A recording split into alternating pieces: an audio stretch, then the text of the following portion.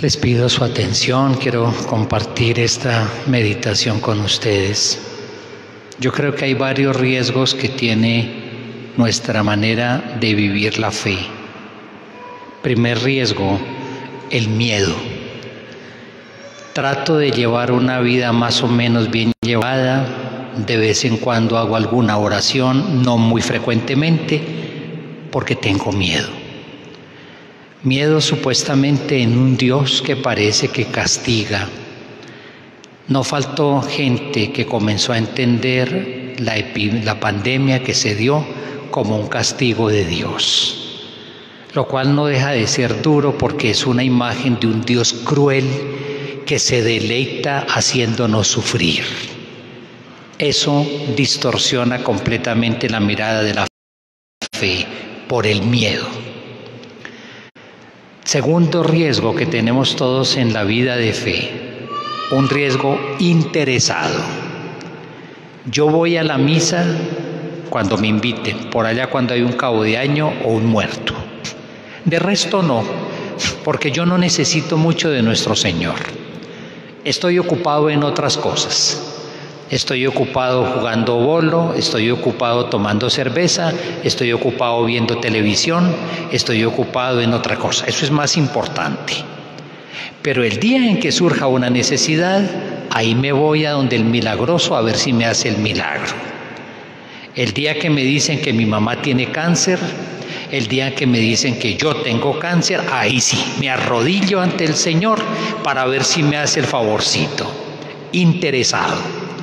Cuando lo necesito lo busco y mientras no lo necesito no lo busco porque me basto a mí mismo. Y resulta que uno no se basta a sí mismo. El día menos pensado, un problema. El día menos pensado, una enfermedad grave. El día menos pensado, alguien que muere y uno no tiene la vida asegurada. En la pandemia se decía que los que iban a morir primero eran los viejitos. Y muchos viejitos que se enfermaron están tranquilos y muchos jóvenes se nos fueron. Segundo riesgo, el interés. Vivo una fe según lo que voy necesitando, como se suele decir, un Dios de bolsillo. Lo voy sacando en la medida en que lo necesito. Si no lo necesito, que se quede guardado porque yo estoy ocupado en otras cosas más importantes y más interesantes. Otro riesgo que tiene nuestra vida de fe, milagros. Entonces busco al Señor para que me arregle los problemas fácilmente, que me solucione las dificultades fácilmente, rápido. Incluso acudo a la oración, llevo botellas de agua, mando bendecir todo lo que quiera, me bendicen agua a ver si con eso me pasa el mal genio. Eso no, el agua bendita no es para que le quite a uno el mal genio. Hago cosas de esas y a ver si de pronto el Señor alguna vez me hace el milagrito. Incluso le puedo proponer algo, un poquito chantaje. Si tú me ayudas en esto, pues yo también en alguna manera te ayudo. Los chantajes los hacemos entre los seres humanos, pero no con el Señor. Eso es demasiado pobre. Eso es cambiar lo que es el Señor. La relación con el Señor no es ni de miedo, ni es una relación interesada y calculadora, ni es una relación chantajista. Como toda auténtica relación, es una relación de amor, de amor. Y el amor no tiene miedo, el amor no es interesado, el amor sabe aceptar los problemas que la vida trae. Y es capaz de tener creatividad y fidelidad para asumir los inconvenientes de la vida, pero no es calculador, no es chantajista, no es tampoco miedoso. Para ser libres nos libertó el Señor, dice de una manera muy bella una expresión de del Nuevo Testamento. Y nos libertó el Señor con el don de su vida en la cruz. Y nos libertó el Señor haciendo que en la cruz de Cristo la muerte del ser humano fuera vencida y se nos abre un horizonte de vida nueva que es la Pascua. Y para vivir en libertad, el Señor nos regala el don de su Espíritu Santo. La vida cristiana no es una cuestión de creencias, por miedo, por interés, por chantaje. La vida cristiana es una relación de amor para construir vidas libres y no vidas esclavas. ¿De qué podemos nosotros ser esclavos? Y miremos entonces la palabra de Dios de hoy, que me parece que nos da unas pistas bellísimas. Primera esclavitud, grande esclavitud, las pasiones del corazón humano. Y entonces pregunta el apóstol Santiago en la segunda lectura que leímos hoy: ¿de dónde vienen las guerras, las contiendas entre ustedes? Guerras y contiendas las tenemos todos los días. Hay familias que sencillamente de generación en generación se odian. La pandemia que nos encerró a todos en las casas trajo cosas muy interesantes, porque las familias se volvieron a reencontrar. Nunca se encontraban, pero también la pandemia, al encerrarnos en las casas, destapó una cantidad de violencia familiar que ahí estaba represada. Violencia machista, violencia por el señor que toma trago, que es cervecero todo el tiempo, violencia porque quiere tratar a la señora de cualquier manera, violencia contra los hijos, y eso destapó unas violencias que estaban represadas. ¿De dónde vienen las guerras y las contiendas entre ustedes?, dice el apóstol. ¿No es acaso de las pasiones que luchan en su propia vida? Y ese es lo primero que nos quita a nosotros la libertad para la cual estamos llamados.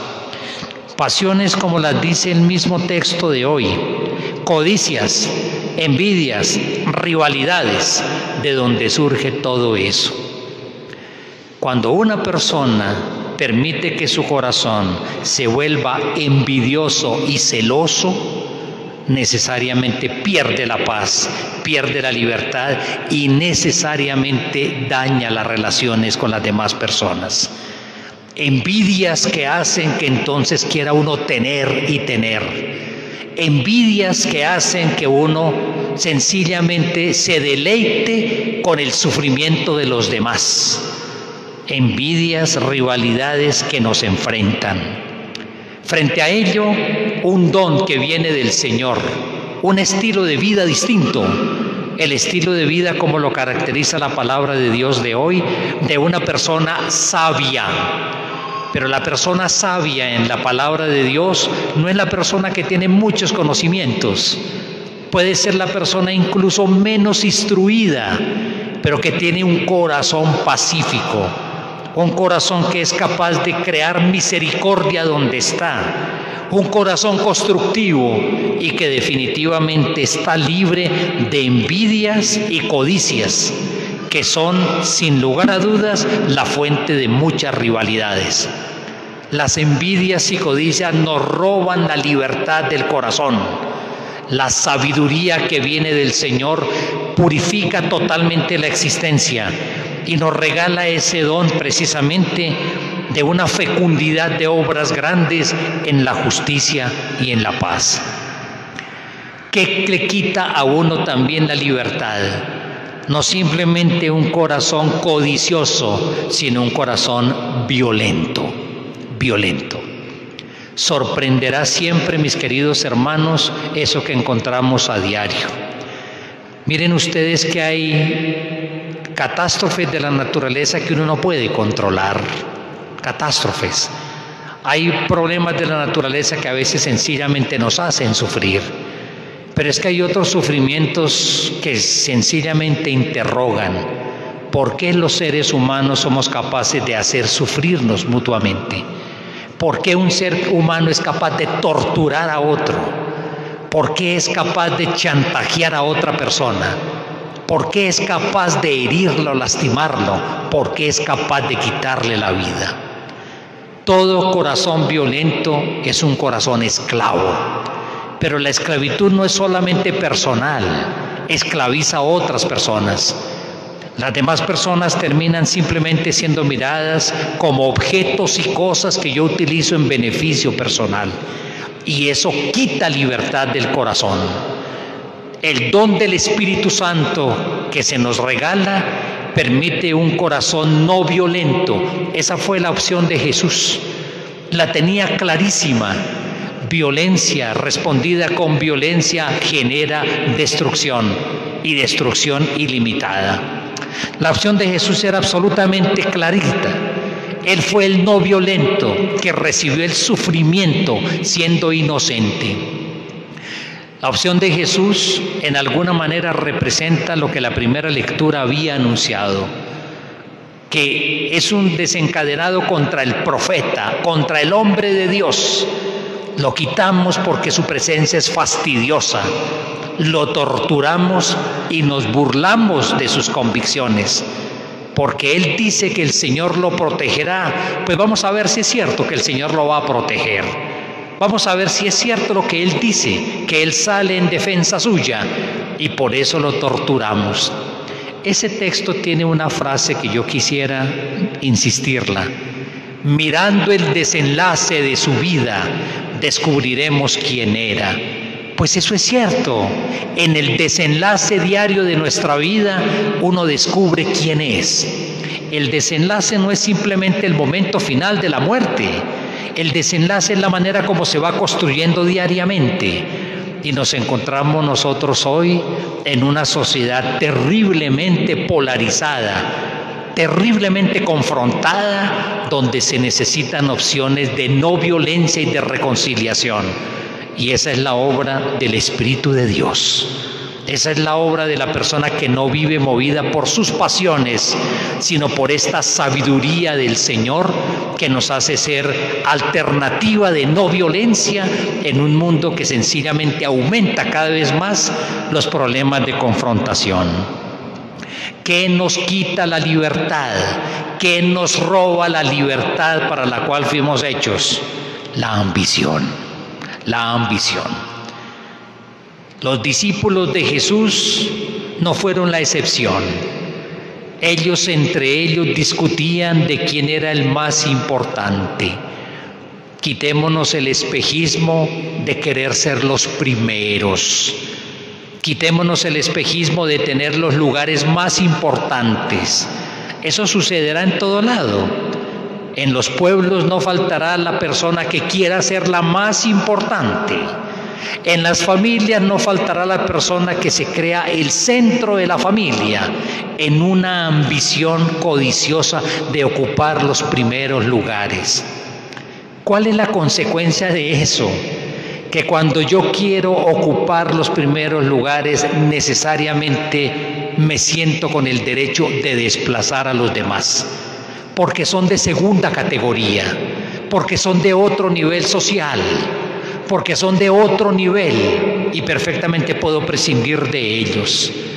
La ambición que tenían los discípulos de ocupar primeros lugares necesariamente crea conflictos, necesariamente.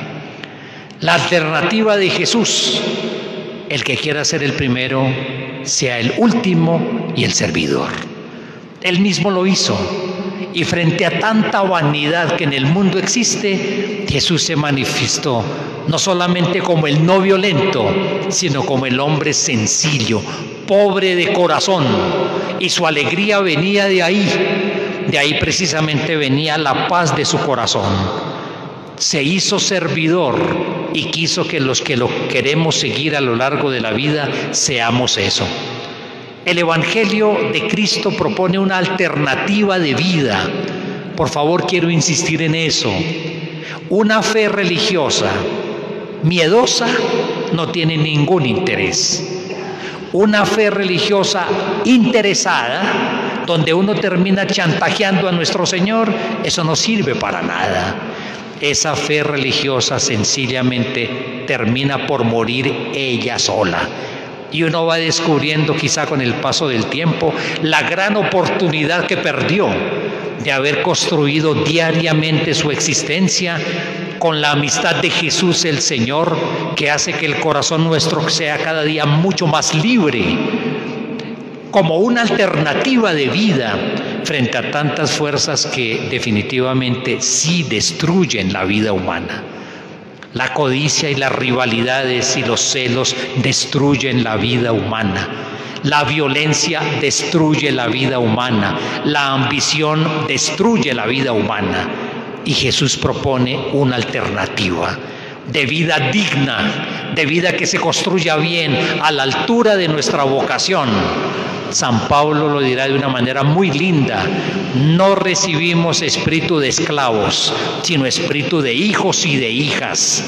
Y ese es el Espíritu Santo que este grupo de queridos hermanos van a recibir hoy en esta celebración de las confirmaciones. ¿Para qué reciben ustedes el don del Espíritu?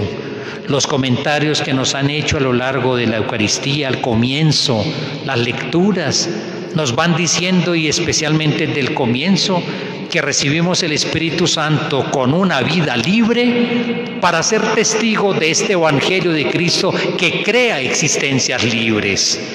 Y a una sociedad que sencillamente puede destruirse de tantas formas, le ofrece una alternativa real de vida. Eso fue lo que Jesús hizo. Eso fue lo que nos comunicó.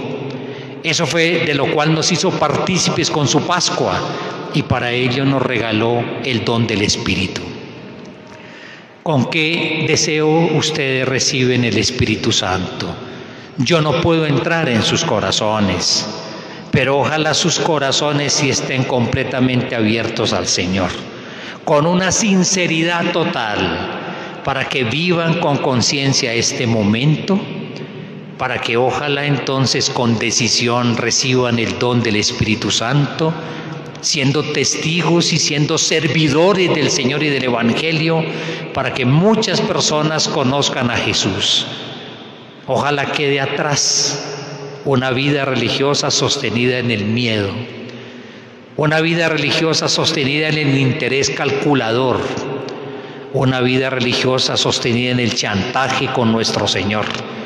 Y ojalá todos podamos hablar el lenguaje del Espíritu, ese lenguaje del amor fiel del Señor, que nos invita a buscarlo hoy y siempre, todos los días de la vida, en las buenas y en las malas, porque sencillamente su presencia pascual entre nosotros es diaria, cotidiana, liberadora, transformadora. Tomamos juntos un momento de silencio, les invito, para orar en este momento. No llevamos una vida según pasiones, porque nos destruimos personal y mutuamente. Una vida según el Espíritu, una fe religiosa que es fe cristiana, fe pascual, sostenida desde la palabra, nutrida en los sacramentos, permanentemente proyectada en el servicio, en la no violencia, como la alternativa del proyecto de Dios a tantos proyectos humanos destructores y esclavizantes. Oremos juntos un momento en silencio.